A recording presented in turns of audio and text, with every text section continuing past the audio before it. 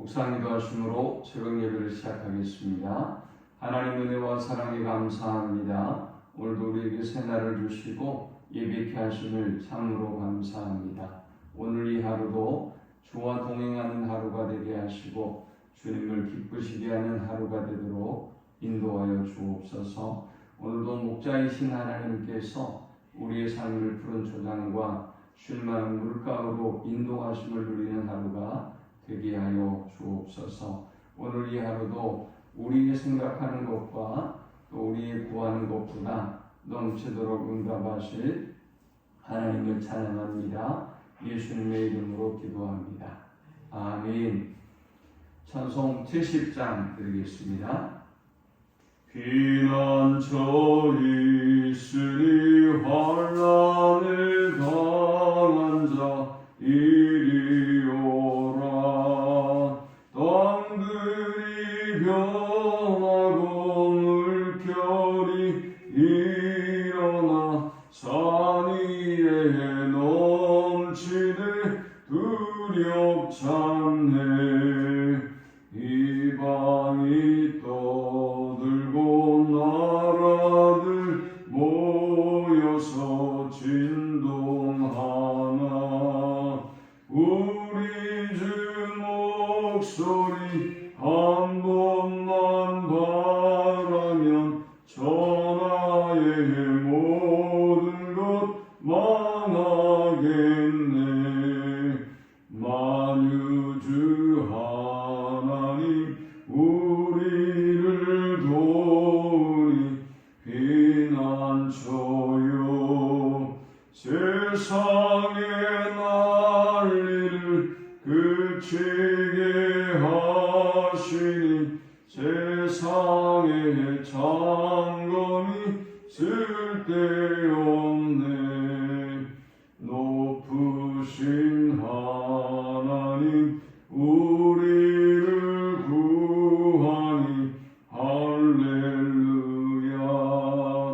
괴로움이 심하고 반란이 극하나 피난처 되시는 주 하나님. 아멘. 오늘 이 시간에 주시는 살아계신 하나님의 말씀은 구약성경 욥기서 5장 1절에서 16절의 말씀입니다. 욥기 5장 1절부터 16절까지의 말씀입니다. 우리 한 목소리로 합독합니다. 너는 부르짖어 보라. 내가 응답할 자가 있겠느냐? 거룩한 자 중에 내가 누구에게로 향하겠느냐? 분노가 미련한 자를 죽이고 시기가 어리석은 자를 멸하느니라. 내가 미련한 자가 뿌리 내리는 것을 보고 그의 집을 당장에 저주하였노라. 그의 자식들은 구원에서 모르고 성문에서 억눌리나 구하는 자가 없으니 그가 주수하는 것은 줄인 자가 먹되 덫에 걸린 것도 빼앗으며 올무가 그의 재산을 향하여 입을 벌리느니라. 재난은 뒷뜰에서 일어나는 것이 아니며 고생은 흙에서 나는 것이 아니니라. 사람은 고생을 위하여 났으니 불꽃이 위로 날아가는 것 같으니라. 나라면 하나님을 찾겠고 내 일을 하나님께 의탁하리라. 하나님은 헤아릴 수 없이 큰 일을 행하시며 기이한 일을 셀 수 없이 행하시나니 비를 땅에 내리시고 물을 밭에 보내시며 낮은 자를 높이 드시고 애곡하는 자를 일으키사 구원에 이르게 하시느니라. 하나님은 교활한 자의 계교를 꺾으사 그들의 손이 성공하지 못하게 하시며 지혜로운 자가 자기의 계략에 빠지게 하시며 간교한 자의 계략을 무너뜨리시므로 그들은 낮에도 어두움을 만나고 대낮에도 더듬기를 밤과 같이 하느니라.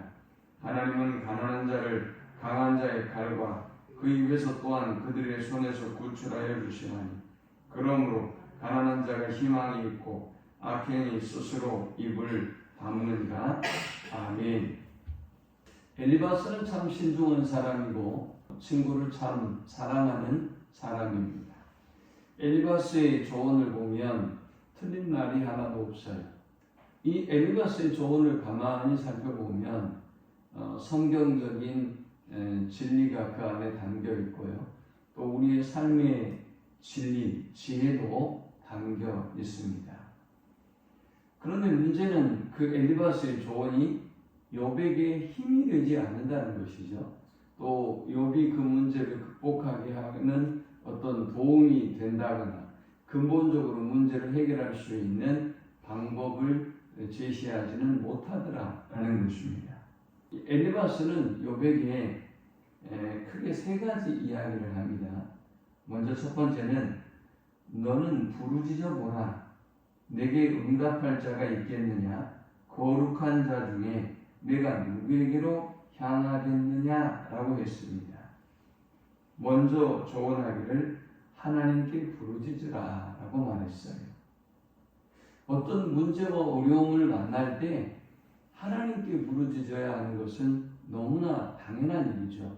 어리석은 인생을 바라보거나 의지하지 않고 하나님께 나아갈 때 하나님은 크고 비밀한 일들을 보여주시고 기도하는 영혼들을 위해서 역사하십니다. 그러면서 자신이 경험했던 예를 얘기합니다. 2절에 보니까 분노가 미련한 자를 죽이고 시기가 어리석은 자를 멸하느니라. 내가 미련한 자가 뿌리 내리는 것을 보고 그의 집을 당장에 저주하였노라. 어리석은 인생들은 자기에게 찾아온 위기와 고난을 보면서 분노하고 시기하지만 이 분노와 시기보다는 하나님께 부르짖고 기도함으로 나아가야 한다는 것입니다. 그러면서 자기의 경험을 이야기합니다. 내가 미련한 자, 악인의 결말을 보았다.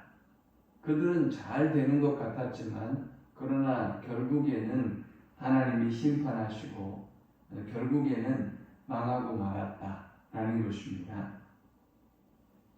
그러면서 6절에 보면 재난은 티끌에서 일어나는 것이 아니며 고생은 흙에서 나는 것이 아니니라 했습니다. 그러면서 욥에게 조언하기를 재난이라고 하는 것이 외부적인 곳에서 자기에게 찾아오는 것이 아니다. 이 말은 곧 우리에게 찾아온 재난과 고난이 있다면 자기 자신에게서 그 원인을 찾아야 된다. 외부적인 환경에서 찾지 말아라 라는 얘기예요. 그 다음 7절은 사람은 고생을 위하여 났으니 불꽃이 위로 날아가는 것 같으니라. 인간은 그 자체가 연약한 존재이기 때문에 당연히 이런 고난과 어려움을 당할 수밖에 없다는 것입니다. 이 조언들이 얼마나 지혜로운 말입니까? 여러분이 생각하기에 엘리바스의 조언이 틀린 것 같습니까?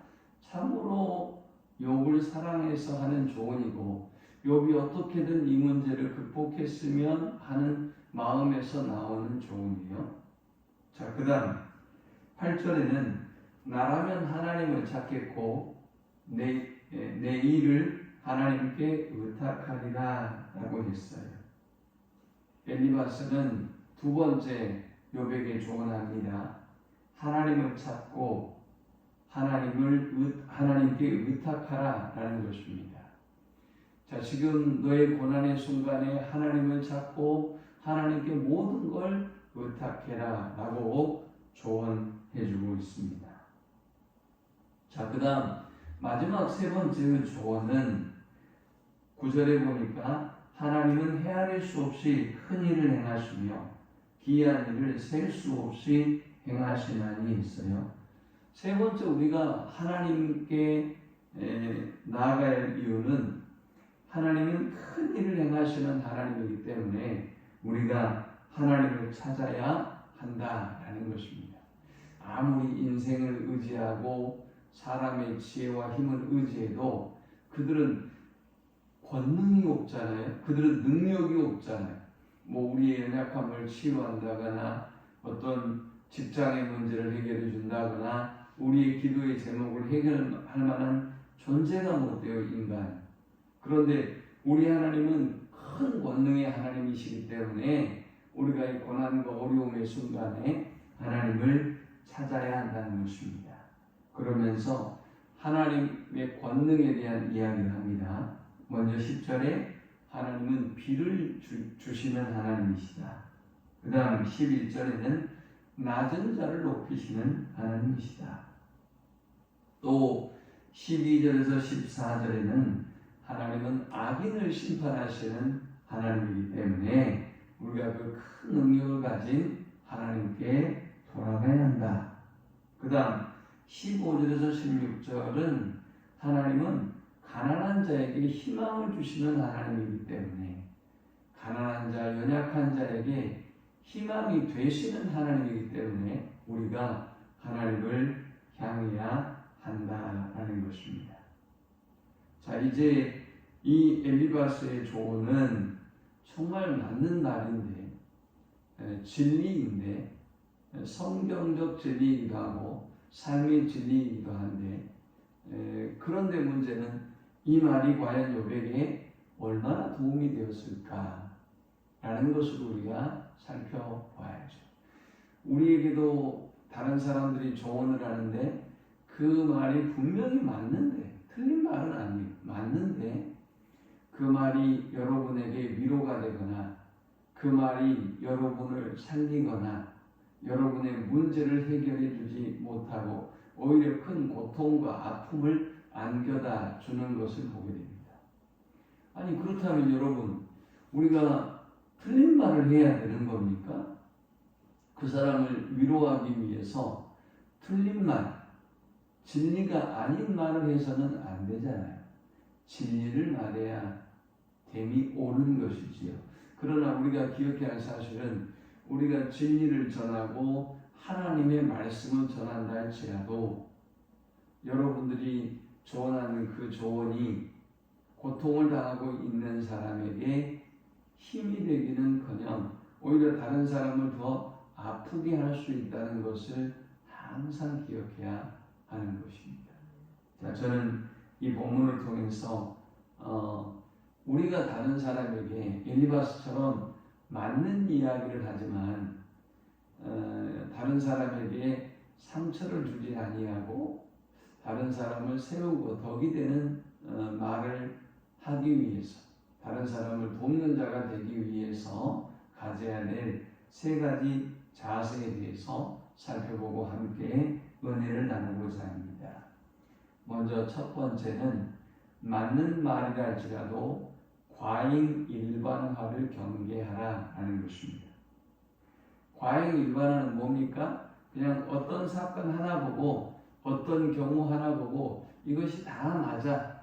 내가 이런 경우를 봤는데 그 사람도 똑같아. 이렇게 하면 될 거야. 아니면 내가 어떤 경우를 봤는데 그 약을 먹으니까 좋아졌어. 그러니까 그 약을 먹으면 당신도 좋아질 거야, 당신도 좋아질 거야 라고 하고 그 약을 추천하는 경우가 있겠죠. 그러나 이건 매우 위험한 일이죠. 왜 진료는 의사에게, 약은 약사에게 그러는 거죠? 모든 사람에게 케이스마다 다 다른 케이스가 있기 때문에 모든 개인의 상태에 따라, 개인의 환경에 따라, 개인의 건강의 상태에 따라 다 다른 차이가 있기 때문입니다. 엘리바스는 악인들이 하나님 앞에서 분노하고 하나님 앞에서 시기하다가 하나님의 진노와 심판을 사서 망하는 경우를 보았어요. 그리고 욥을 바라볼 때 욥이 이와 같은 상황이 되지는 않을까 염려하고 걱정하고 사랑하는 마음이 있어요. 그래서 조언을 한 거예요. 그런데 문제는 뭘까요? 이 조언을 하면서 듣는 욥에게는 마치 그가 보았다고 하는 그 예가 욥을 염두에 두고 하는 말처럼 느껴지고 받아들여질 수밖에 없기 때문에 욥은 이 말을 통해서 더 큰 그가 경험하고 있는 고통보다 더 큰 고통을 경험하게 되는 것입니다. 이것이 과잉 일반화예요. 사실은 욥에 대해서, 욥의 개인적인 경건한 삶에 대해서 그가 모르잖아요. 욥은 하나님이 인정한, 하나님을 경외하는 사람이고 의인이고 온전한 사람이에요. 그러나 다른 사람이 보았을 때에 그가 하나님처럼 욥을 정확하게 볼 수는 없지 않습니까? 그러니까 우리가 함부로 과잉 일반화를 하는 것은 위험한 일이다 라는 것을 항상 기억하고 삼가 조심해야 돼요. 두 번째, 우리가 이 본문을 통해 얻을 수 있는 영적 교훈은 경우에 맞는 말인가를 주의하라 라는 것입니다. 자, 이제 과잉 일반화를 주의해야 된다 그랬어요. 두 번째는 경우에 합당한 말인가를 주의해야 한다라는 것입니다.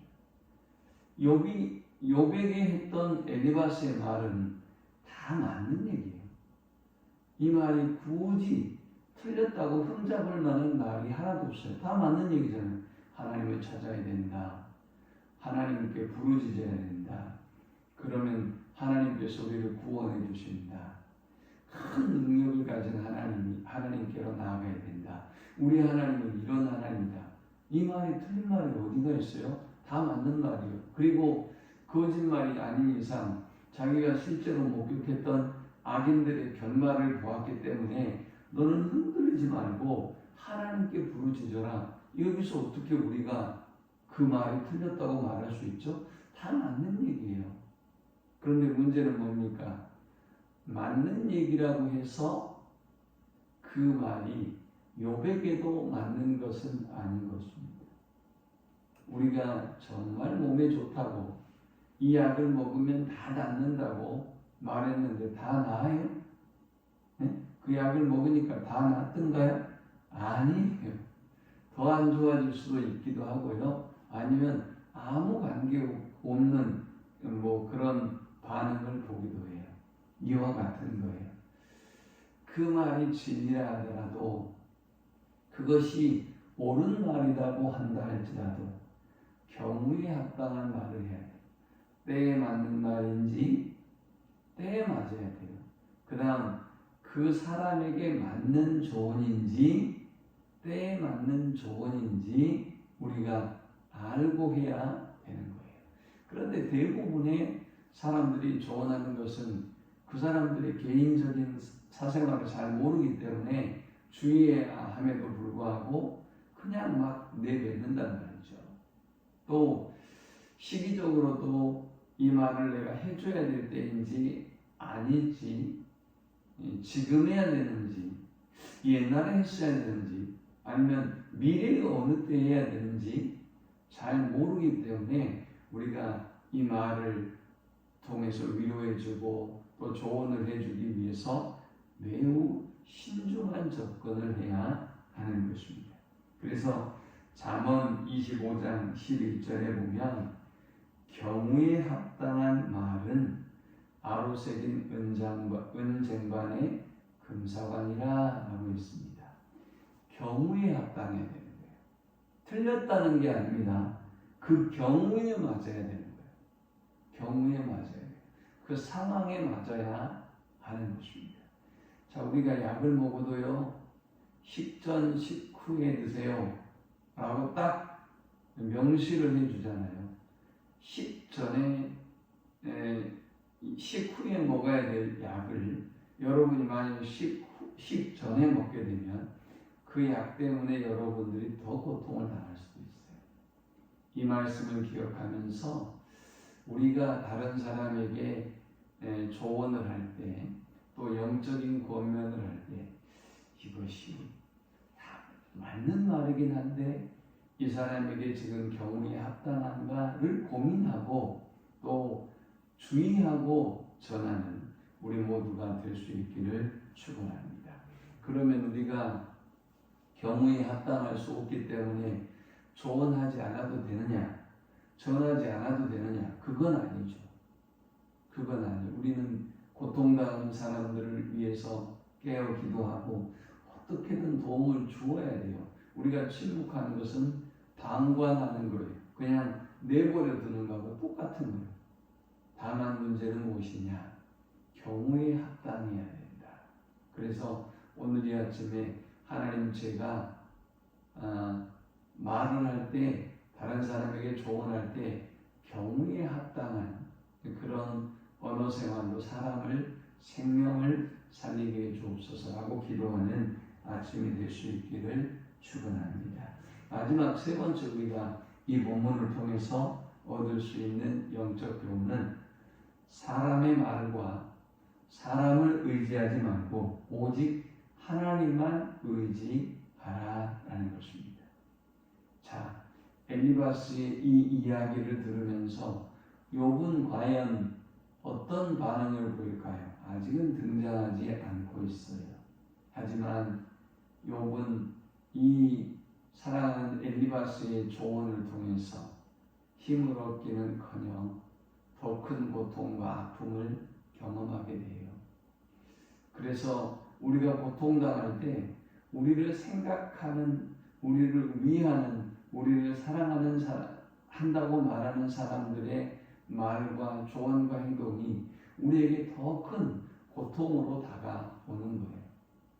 그런데 사랑하는 여러분, 그렇다고 우리를 위해서 조언하고 우리를 위해서 기도해주고 우리를 돕고자 하는 그들을 우리가 미워해도 되는 것입니까? 우리가 비난해도 되는 것입니까? 우리가 공격해야 해도 되는 것입니까? 그건 아니죠. 그들은 정말 우리를 사랑해서 기도해주고 조언해주는 거예요. 자, 그렇다면 우리는 이런 상황 속에서 어떻게 반응하고 행동해야 하는 것일까요? 아, 그래. 사람은 내 개인사를 잘 모르지. 사람은 나와 하나님과의 관계를 잘 몰라. 그러니까 저렇게도 말할 수도 있고, 그리고 저런 뉘앙스로도 말할 수 있어. 오늘 본문에 보니까 8절에 나라면 하나님을 찾겠고 내 일을 하나님께 의탁하리라 그랬어요. 이 말은 뭔 얘기입니까? 나라면 하나님을 찾는데 욥아, 너 지금 하나님을 찾고 있지 않다라는 말인 것이죠. 그러니 이 말이 욥에게 어떤 고통과 아픔을 안겨줬겠어요. 그러나 그럼에도 불구하고 우리 주변에서 우리에게 그렇게 조언해주는 사람이 있고 잘못된 위로와 권면의 말을 해주는 사람이 있다 할지라도 그럼에도 불구하고 우리는 어떻게 해야 돼요? 그 조언을 감사하게 받아들여야 되고 그 사람을 감사하게 받아들여야 돼요. 그리고 사람에게 기대하지 말고 하나님만 바라보고 하나님을 기대하면 엘리바스가 뭐라고 하든 다른 친구가 뭐라고 하든 전혀 시험이 될 일이 없어요. 오늘 이 말씀을 기억하면서 사람을 의지하지 말고 사람의 위로와 격려의 말도 의지하지 말고 오직 하나님만 의지하고 하나님의 말씀만 의지해서 믿음으로 승리할 수 있기를 축원합니다. 하나님 감사합니다. 귀한 말씀을 통해서 은혜 받고 깨닫게 하심을 감사합니다. 하나님, 우리가 사랑한다고 또 그 영혼을 위하여 권면하고 조언하지만 그것이 더 큰 고통과 아픔으로 다가갈 수 있음을 우리가 경험하고 살아왔습니다. 그러므로 우리가 다른 사람을 조언할 때에도 사랑으로, 기도하는 마음으로 지혜롭게 경우에 합당한 조언으로 생명을 살리게 하여 주옵소서. 우리의 그런 지혜를 주옵소서. 예수님의 이름으로 기도합니다. 아멘. 지금은 우리 주 예수 그리스도의 크신 은혜와 성부 하나님의 그 크신 사랑과 성령의 노보교통 충만케 하심, 우리에게 고통받는 사람을 위로할 때에 하나님이 주시는 지혜로 말미암아 그 지혜와 그 은혜로 다른 사람을 위하여 깨어 기도하고 또 그 진리의 말씀을 증거함으로 경우에 합당한 말씀을 증거함으로 영혼을 살리고 생명을 살리는 삶을 살기를 소망하는 모든 주의 백성들의 머리 위에 이제부터 영원토록 함께 있을지어다. 아멘.